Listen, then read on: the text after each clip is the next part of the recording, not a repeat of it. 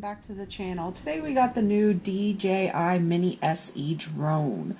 This drone personally came out last year in July. It's an ultra lightweight 249 gram drone. It's a mixture between their Mini and their Mini 2.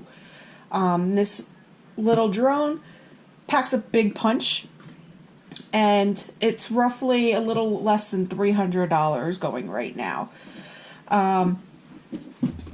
This drone can be utilized for iPhones, Androids. If you have a Mac, it works well with the iMovie and Final Cut Pro X editing system.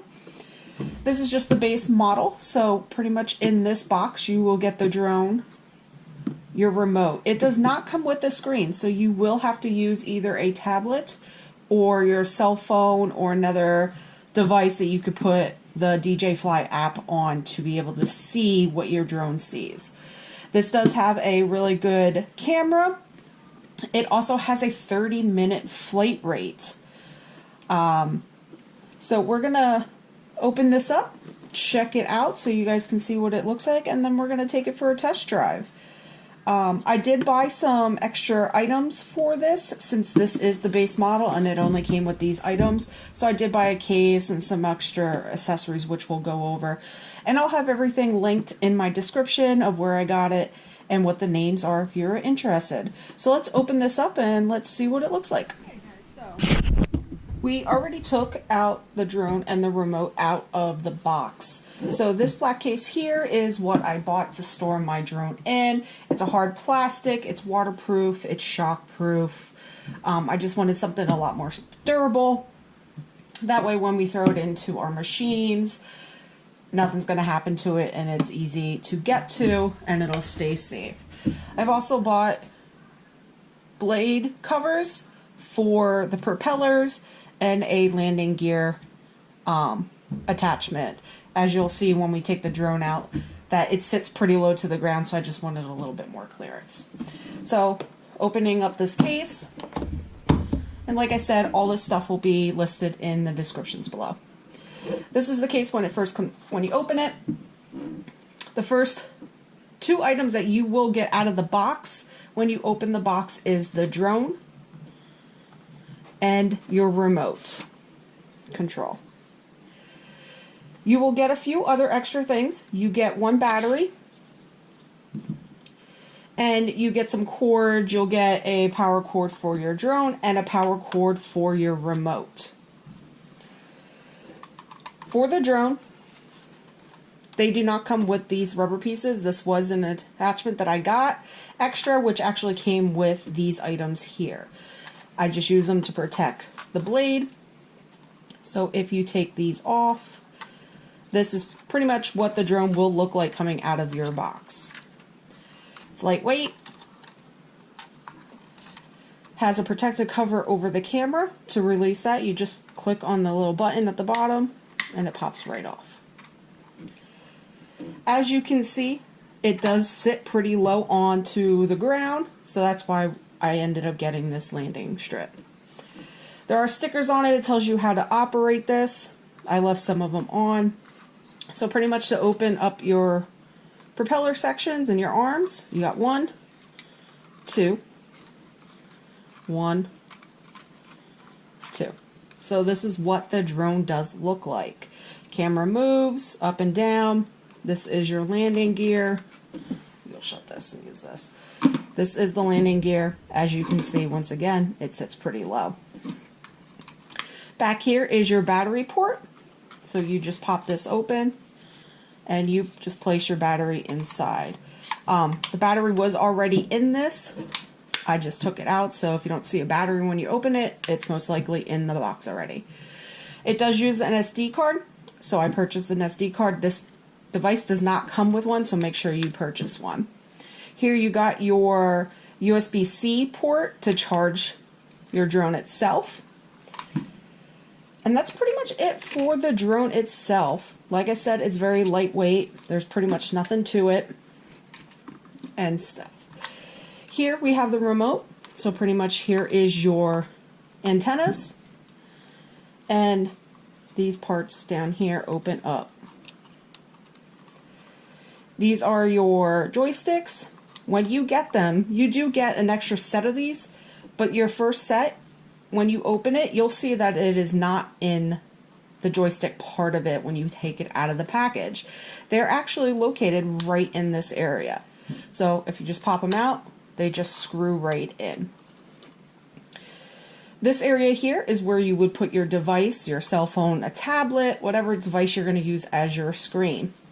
This plug here, if you disconnect this port right here is a regular USB. This is what you would charge your remote with. The device actually comes with 3 sets of these cords. Each cord is set up different depending on what device you're going to have. I have an Android phone that I am using, so I have a regular C port. If you have an iPhone, it comes with an iPhone port, or if you have another device, it comes with a regular USB. So pretty much it's all self-explanatory for the remote. You have your joysticks, your holder, and your device plug-in. This button here is your power. So if you click on it once, it'll tell you what your battery life is. If you click on it once and then again, it'll turn it on. This button here is used for return to home. This device actually has a mechanism if it gets too far away, loses signal to your remote, or just loses signal in general. It will automatically start ascending and then return to home on its own until it reconnects with the device. Or if you wanted to return to home, all you would have to do is click this. It would show up on your screen and you would return back to home, and it will sense it and come back to wherever you took off at. On the front top, you have a button that has a little camera. This is used to take quick photos. And then you have another button that would be used to help record. Spin it around, you have this little wheel. This wheel will actually help lower and rotate your camera up and down.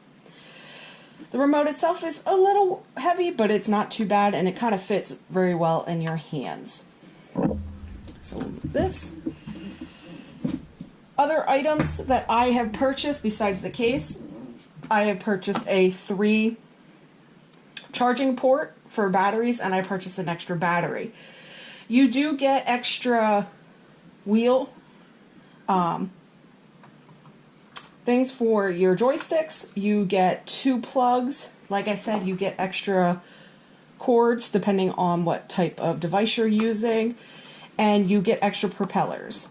Now, when I bought this guard kit, it did come with extra propellers and another set of screwdriver and screws for the tops of your propellers. For the design, it's not too bad. I will say I have a bigger phone, so my phone actually does not fit into this remote control setting. So I actually went out, bought a separate phone, just got a cheap phone from the store, and downloaded the app on that phone to use. That way I don't have to take my cover off my phone and stuff like that. So when you're going through and you're looking at your pamphlets and your booklets, it tells you to activate, you have to download the DJI Fly app. Now, like I said, I have an Android, so I went to Google Play. It says in the pamphlet you can go to Google Play, find the app, download it, and that's what you will use. I will say that app is not an option on Google Play, so I did do some research here. A few months ago, DJI actually discontinued the app with Google Play. Now, if you have an iPhone, you can go to your app store, get the app, and it works fine. Android users, there's actually another way you would have to go outside of Google Play. So pretty much the thing you would have to do, from what I saw online, you actually have to go to DJI Download Center. So DJI Download Center, and you will have to find the app DJI Fly. You're going to download it. Once it downloads and installs, it will be looking like this. Once you get to your app, it'll go through everything to set everything up. Once we connect the remote and the drone to the app, it'll go through items to reconfigure, update firmware, and all that stuff. But this is basically your main screen that will show up. To turn on your remote, you will pretty much, like I said before, you're going to hit once and then hit and hold. It'll beep. Close this. For the drone, the power button is at the bottom. Same way, once, hold again, it'll click and make a noise. So now these items are, we'll turn this so the camera can free move. So pretty much the easiest way to do this would be to plug in your phone or device that you are using, and then you'll just pretty much fit it into these groove areas. Once you're all connected, updated, firmware's updated, you will be going back to the main screen. The main screen will come up and it'll look like this. You'll have a notification here that says if you had to update your firmware, if something wasn't connecting right, it would show up in this screen. So pretty much this is your home screen once everything is connected, working well. You're going to click on Go Fly, and it should bring you to the next screen where you can see your camera. And like I said, the camera moves up and down just by pushing that wheel.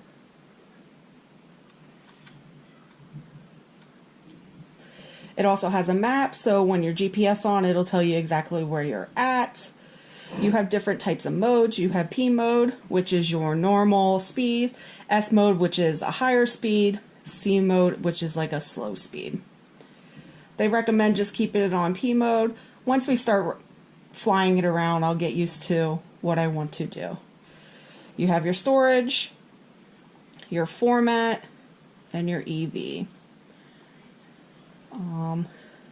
Up here you have your battery life. It'll tell you, once you start flying, it'll tell you how long you have until it will return to home on its own, until it will land, and how long your battery is until it runs out. Then you have your signal. Right now my signal is saying it's strong since I'm right here. The little red icon up there is talking about how many satellites. I believe you need at least 12 satellites to be able to fly. Right now I'm inside, so I only have 6. You have all your other safety, control, camera, transmission. You can set the altitude for return to home. Right now it's automatically set to 100. So if you would hit return to home, your drone will actually go up to 100 meters and then return back. They have max altitude, max distance, battery life, find my drone. Controls, you have your flight modes, your units, however you would want to mess around with just figuring out. The cameras, what the size is, and you can adjust your overexposure, your whiteness, what type of file you want to download it in, if it's 1080, 4K, 2.7, etc. And then you have your just basic safety and your controls. So we will get out of this. To take off, pretty much, there are 2 ways. You could do it automatically, which would be using the buttons. You would just click on this little button that has an arrow, and then this button will come up. You would actually hold it down until it highlights green and goes all the way around. And then as long as you are authorized to fly and there's no issues, your propellers will start moving and it will just automatically take off. I believe the other manual version is if you take both joysticks and go on an angle. So this one would go down this way, this one will go down this way. It would automatically start your propellers and take off on their own for that. Always make sure that the antennas are in direct view of your drone. That way you can make sure that there's a good enough signal. So that's pretty much the basics to get it all started. To install, like I said, you have to download this app if you're an Android user. Unfortunately, you have to go to the website and download it that way. iPhone users, you're more than welcome to go to the store and download it that way. Pretty much next thing we're going to do, I'll install some of these items and I'll show you what it all looks like. And then we're going to take it outside and go for a quick flight. So stay tuned. Okay guys, so I added on the propeller guards. As you can see, they just slide right over here and then they snap on. You have the tops and the bottoms, and then it also came with a landing guard accessory. Pretty much it just snaps on. There's grooves on each side, the bigger openings for this area, and these are the sensors, so that's why that area is open. But as you can see, it sits a little bit higher off the ground, which I think allows more airflow, and I actually like it a little bit better than it sitting on the ground completely.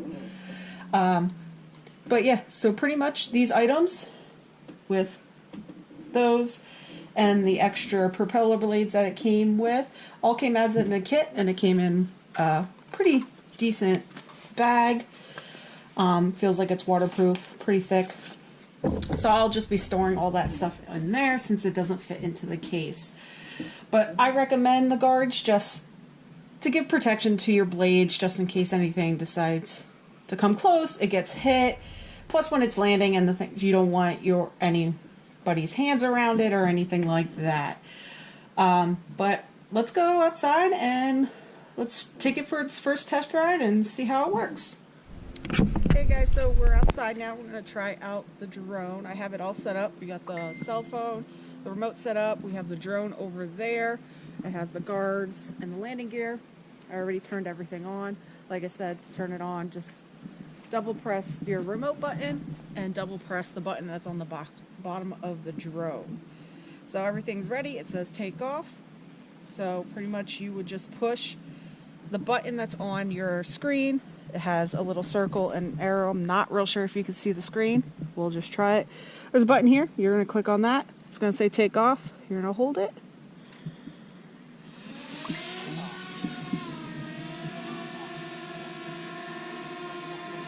So pretty much automatically it's just going to hover. Your joysticks, you got your left one. This will go up and down.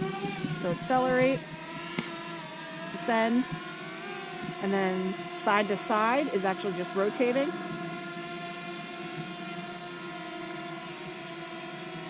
You got rotate the other way. Your right joystick is going to go forward. You go back. And then you can go to the left, go to the right. Seems pretty easy. I put the guards, there's a setting that you can put grid lines on your screen. That way you can see where the horizon is and your guards. So far it's not too bad for flying purposes. It works pretty well. I have it in the P mode. So if you would put it in S mode, that's sports, that would be a little bit faster.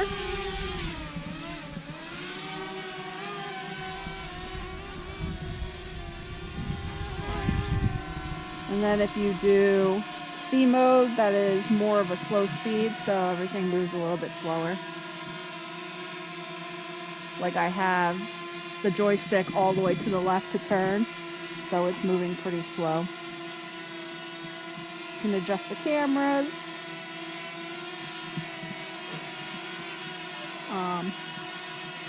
Move it side to side. We'll rotate again.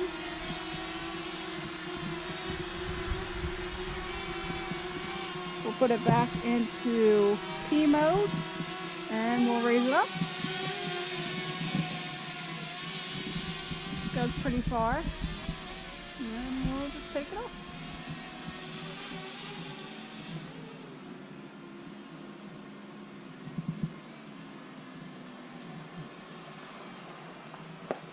You can see we got some tree line. We'll go up a little bit higher here.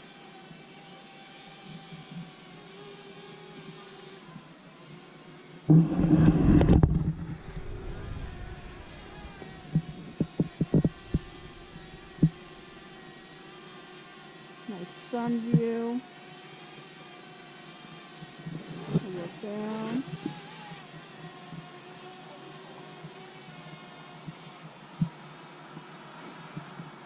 There's some other settings on here that we'll mess around with, and I'll just post a quick video of those. It's pretty much quick shots.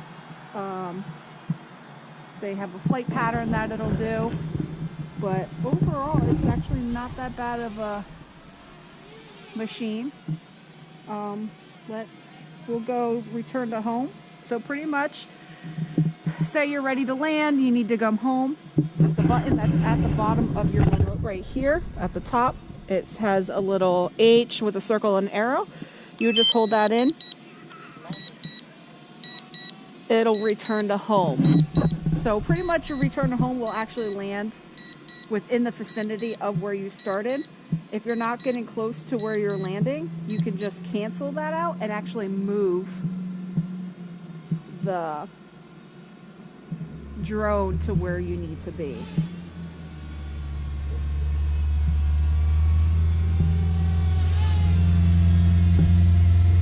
One thing they show, if you actually put the grids on to your drone, if you scroll your camera all the way down and point directly down, you can position your center arrow on your landing pad, and then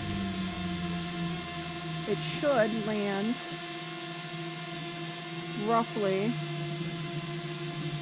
where you took off at.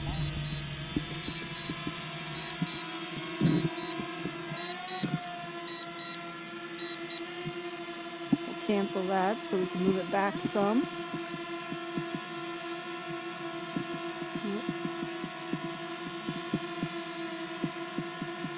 Just so I can see, make sure we're in the right area. That should be good. And then when it lands, it'll just land and the propellers will shut off. And that's it. Recording. So pretty much that's how you work the drone. It seems pretty easy for a beginner. It's my first time using it, but overall I thought it was pretty decent. So we'll check it out. We'll get someone to ride a machine and we'll try following it, and hopefully those videos come out good, and then we'll use it when we're on the trails. So hope you liked the video. Watch some of the highlights of the drone moving, and we'll see you guys later.